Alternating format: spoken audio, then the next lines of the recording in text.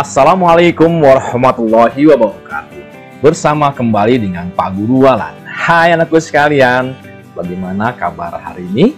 Mudah-mudahan sehat selalu ya. Amin amin ya robbal alamin.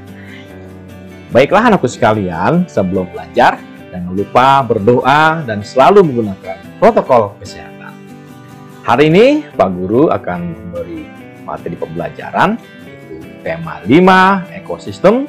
Subtema 2, hubungan antar makhluk hidup dalam ekosistem, pembelajaran 2. Dalam materi ini, kita akan belajar bagaimana membuat rantai makanan dengan 4 konsumen dan 1 produsen. Tentunya menggambarnya bisa dengan menggunakan aplikasi Canva atau dengan gambar hasil kreasi.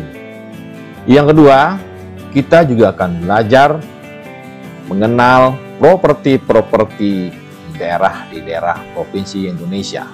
Kita juga akan belajar bagaimana cara membuat paragraf diksi dengan cara mengembangkan ide-ide pokok karangan tersebut.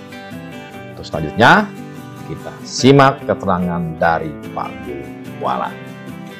Diawali dengan muatan ilmu pengetahuan alam KD 35 dan KD 45. Aliran energi dan siklus nutrien dalam rantai makanan. Ternyata bahwa di dalam rantai makanan itu ada suatu yang namanya aliran energi dan siklus nutrien dalam siklus hidupnya. Baik, kita sama-sama simak ya. Yang pertama, padi. Padi ini sebagai produsen ya. Dia membutuhkan energi matahari ya untuk aliran energinya. Kemudian energi panasnya dilepaskan kemana? Ke lingkungan setelah dibutuhkan oleh padi ini sebagai produsen. Kemudian produsen akan dimakan oleh konsumen. Apa di sini kira-kira? Di sini ada burung ya, ada burung. Energi dari produsen berpindah ke konsumen akibat tadi makan padi ini, ya. Nah di sini ada 3 konsumen ya. Konsumen 1 adalah burung, konsumen 2 adalah elang ya, konsumen 3 adalah ular. Konsumen 3 adalah elang. Dia bisa saja makan burung ini, juga bisa makan ular, ya. Gitu. Nah, ini juga akan berpindah di sini, ya, berpindah ke elang, energinya dia berpindah ke ular, energinya ketika dia makan burung ini. Begitupun ular ini energi akan berpindah akan berpindah ke ya. Semuanya tentunya energi ini dilepaskan ke lingkungan. Berupa apa? Bisa berupa tenaga ya, geraknya ular, bisa berupa ngepak-ngepak sayapnya, itu juga termasuk pelepasan energi. Kemudian ular lama-lama akan mati dituliskan ke pengurai. Nah, pengurai ini bisa bakteri atau jamur. Nah, dari pengurai ini ya jadilah sebagai nutrien ya dari pengurai yang akan diserap oleh tumbuhan. Begitu seterusnya. Berarti di sini ada 2 siklus ya.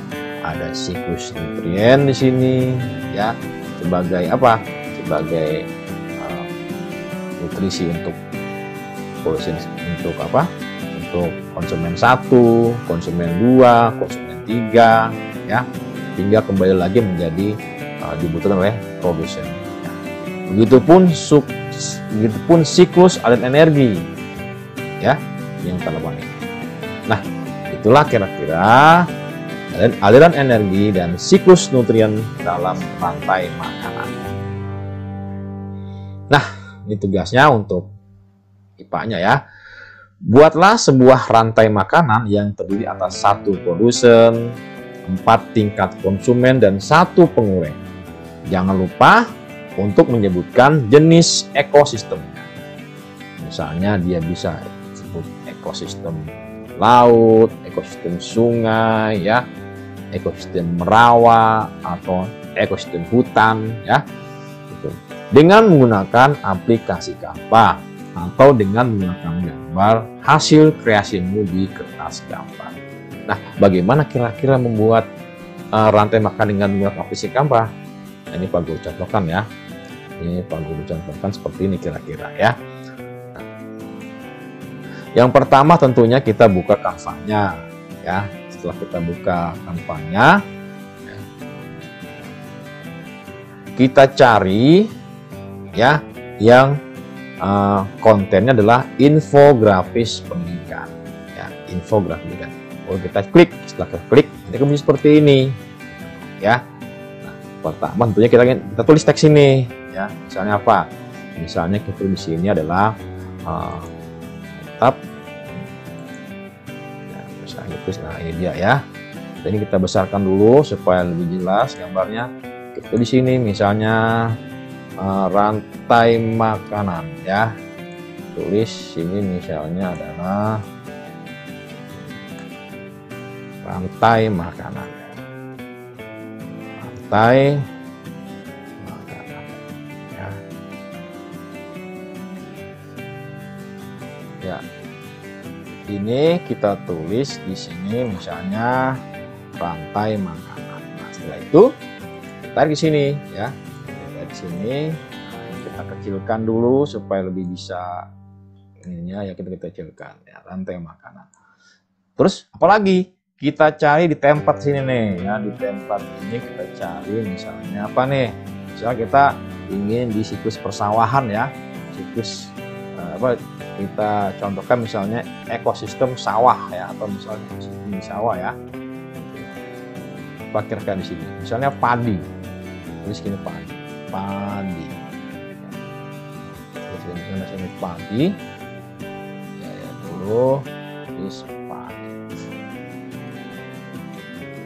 Mana padi ini? Oh, tadi dulu ini di elemen ya, elemen. Oh, elemen itu di elemennya ya. Kita padi, klik padi. Nah, ini sudah ada padi nih ya. Terus mana padi? Kira-kira. Nah, ini padi. Kemudian kita klik mana nih kira-kira paling bagus gambar. Oh, ini aja nih misalnya. Nah, nih padinya sudah jadi. Oke, padi sudah jadi ya. Padi sudah jadi. Ya, oke. Padinya.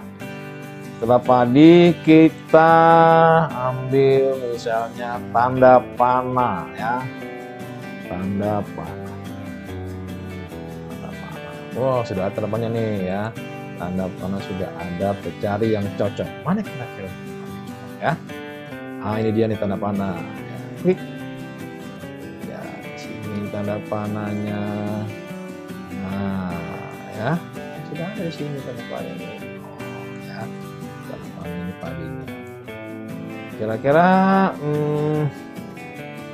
apa nih yang dimakan? Misalnya tikus. Cari tikus di elemen berarti ya. Di elemen cari tikus.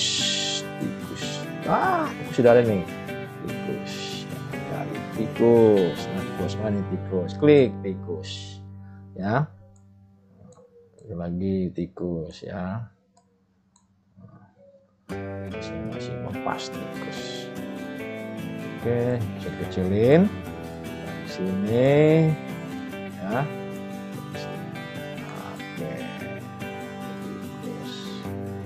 Ini apa nih? Ini adalah konsumen 1 ya.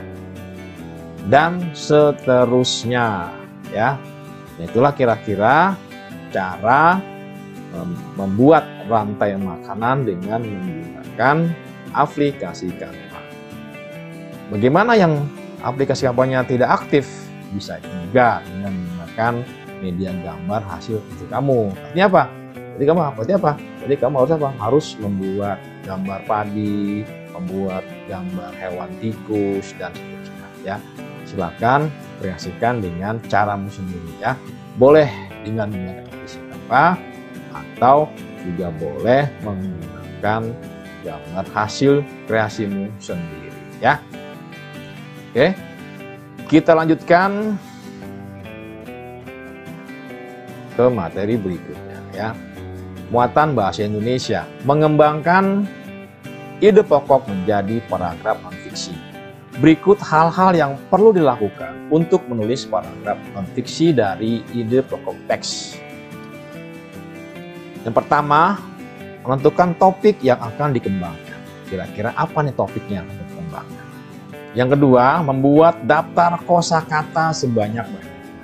Ya, daftar kata-kata yang penting sebanyak-banyaknya. Yang ketiga, membuat kalimat utama dengan mengembangkan ide pokok. Setelah dibuat ide pokoknya, baru dikembangkan kalimat utama. Yang keempat, mencari informasi tambahan dari berbagai sumber. Ya, kira-kira apa nih untuk pengembangan kalimatnya? Dengan apa? Dengan informasi tambahan dari berbagai sumber. Yang terakhir, menyusun kalimat utama dan kalimat penjelas sesuai urutan sehingga menjadi sebuah paragraf non-fiksi yang pas.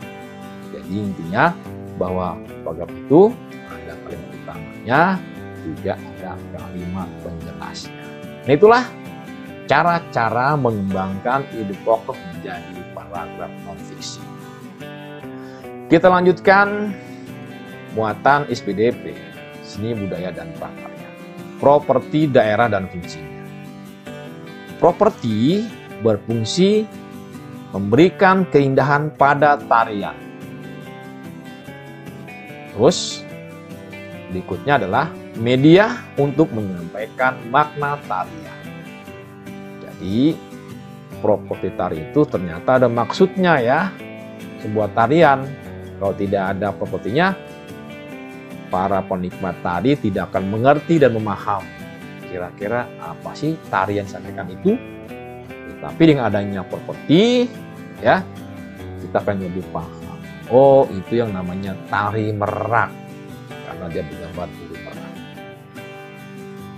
Oh, itu tari piring karena propertinya ada piringnya ya. Seperti contoh di sini ya, tari bendrong. Tari bendrong lesung dari Banten ya.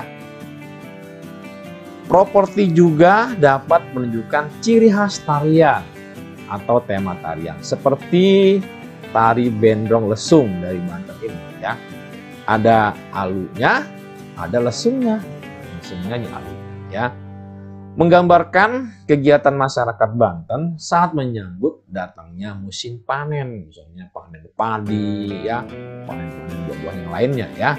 Biasanya para warga Banten melakukan apa? Melakukan tari bendrong lesung. Nah, ya kan? Lihat kalau di sini, wah ternyata nih sedang apa nih? Sedang menyambut datangnya musim panen. Coba kalau misalnya tidak ada yang namanya seperti ini, kita kan nggak tahu gitu, ini maksudnya apa gitu ya. Ternyata dengan ada seperti ini melambangkan bahwa orang-orang Banten ya sedang menyambut datangnya musim panen. Baiklah, untuk tugas SPDP, carilah tarian yang bertemakan hewan. Tuliskan dari mana tarian daerah itu berasal beserta propertinya. Nah, itu saja dari Pak Guru Tuhan. Dari Pak Guru cukup sekian. Assalamualaikum warahmatullahi wabarakatuh. Semangat pagi.